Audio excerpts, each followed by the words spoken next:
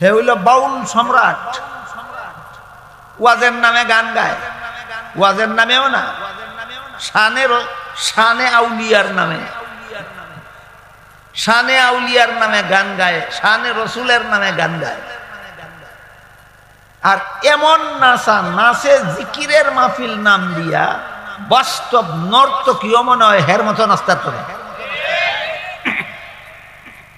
নর্তকীর মতো স্টেজও নাচে আর বাউলের মতো গান গায় আর কয় ওলির শান গাই। আমি আপনারা জিজ্ঞাসা করি, নিশিরাইতে কার বাঁশি বাজাই এটা কোন অলির শান? কোন অলি? নিশিরাইতে বাঁশি বাজে, নিশিরাইতে বাঁশি বাজে কোন অলি? কোন অলি নিশিরাইতে বাঁশি বাজাইছে? অর্থ কি? এটা কোন নবীর শান? আপনারা আসেন, আপনার মতো এরকম শত শত শত শত মাতাল এই বাউলার গান শুনে বইয়া বইয়া।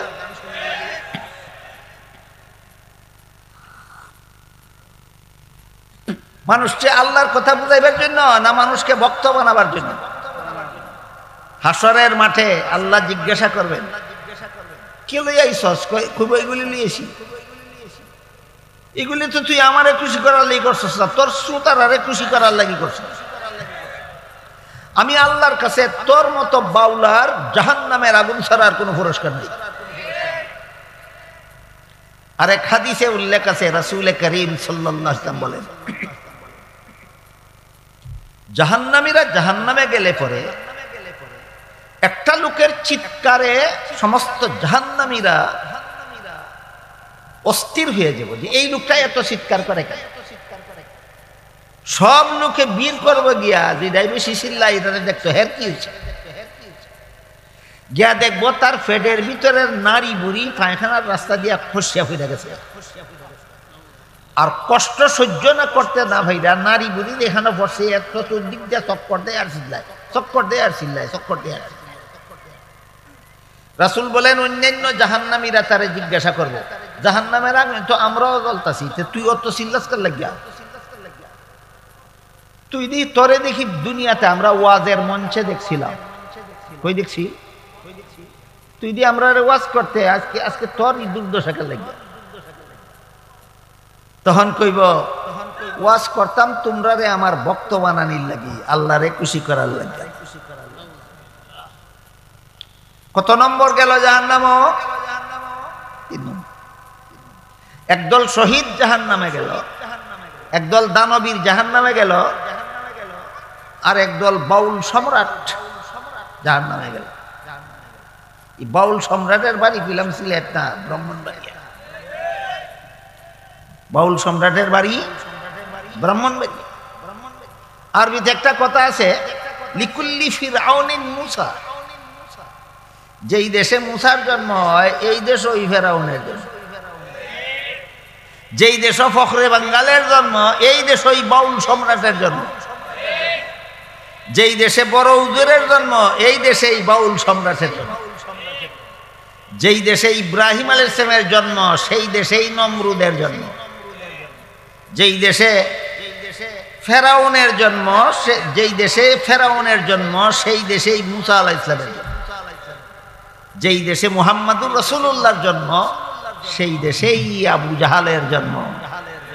ঠিক তেমনি ভাবে যেই দেশে ফখরে বাঙ্গালের জন্ম এই দেশ ওই বাউলার জন্ম, বাউল সম্রাট। মাজার পূজারি কইলে সেতে কিনা? আমি আপনারা জিজ্ঞাসা করি, সুরে সুর কইলে খুশি হয়? সেতে কেন? সেতে তুই তো সুর ওই সুর কইলে সেতস কেন? এটা একটা রহস্য আছে কইলাম, এটা আপনারা বুঝানি লাগবে। সুরে সুর কইলে চেতে কেন? জিনাকারকে জিনাকার বললে চেতে কেন?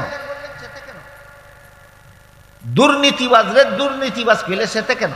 তার কারণ হইল আপনি যদি সুরে সুর কইন আর সমাজের মানুষে জাঙ্গালা হে সুর, তাইলে আর সহজে চুরিটা করতাম না। আপনি যদি জিনাকার রে জিনাকার কইন আর সমাজের মানুষে জাঙ্গালা হে জিনাকার, তাইলে আর সহজে জিনা করতাম না। আপনি যদি দুর্নীতিবাজ করেন, সমাজের মানুষের জানিয়ে লিব দুর্নীতিবাজ, হে আর সরল মানুষ নিয়ে দুর্নীতি করতে পারতো না। এই কারণে সুর কইলে সেতে, জিনাকার কইলে সেতে, দুর্নীতিবাজ কইলে সেতে। ঠিক তেমনি ভাবে কবর পূজারি কইলে সেতে কেন? কারণ মানুষের যদি চিন্তা লাগে কবর পূজারি, আর নির্বিঘ্নে কবর পূজাটা করতে না। আপনার একটু বুঝালেন হে কেতনা বড় কবর পূজারি।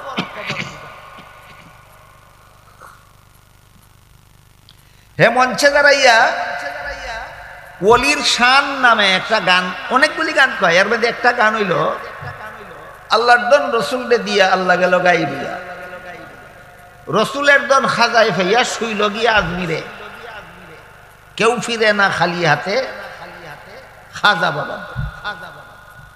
আজমির শরীফ হইল খাজা মঈনুদ্দিন চিশতি রহমতুল্লাহ আলাইহির মাজার। ইন্ডিয়ার আজমির শরীফে খাজা মঈনুদ্দিন পৃথিবীর বিখ্যাত ওলি ছিলেন, উনার মাজার হইল আজমির শরীফ। উনার কাছে গিয়া যে যাওয়াই চায় খালি হাতে ফিরে যায়, যে যাওয়াই চায়। কেউ গিয়া যদি সন্তান পায় খাজা বাবায় সন্তান দিয়া দেয়, কেউ গিয়া যদি দন চায় খাজা বাবায় দন দিয়া দেয়, কেউ যদি রোগ মুক্তি চায় খাজা বাবায় রোগ মুক্তি দিয়া দেয়, কেউ যদি গুনাহ মাফ চায় খাজা বাবায় গুনাহ মাফ দিয়া দেয়, কেউ যদি জাহান্নাম থেকে নাজাত চায় খাজা বাবায় জাহান্নাম থেকে মুক্তি দিয়া দেয়, কেউ যদি জান্নাত চায় খাজা বাবায় জান্নাত দিয়া দেয়। এই বাউল সম্রাট, তাহলে তোর আল্লাহ কোন কামের রে? খাজা বাবার কাছে যা কিছু চায়, কেউ যদি খালি হাতে না ফিরে, সবই যদি ভাইয়া যায়, তোর আল্লাহ কোন কামের? আপনারা বলেন সন্তান চাইলে সন্তান দেওয়ার মালিক খাজা বাবা না আল্লাহ? সুখ শান্তি দেওয়ার মালিক, রোগ মুক্তি দেওয়ার মালিক, গুনাহ মাফ করার মালিক, জাহান্নাম থেকে মুক্তি দেওয়ার মালিক, জান্নাত দান করার মালিক, যেই জিনিস একমাত্র আল্লাহর, এই জিনিস অন্য কারো কইলে ওই, এই জিনিস মাজারওয়ালার কইলে ওই মাজার পূজা হয়। তুই জীবনে শিখছই না, তোর কোনো উস্তাদে শিখাইছই না পূজা কারে কয়? যেই জিনিস আল্লাহ ছাড়া যেই কাজ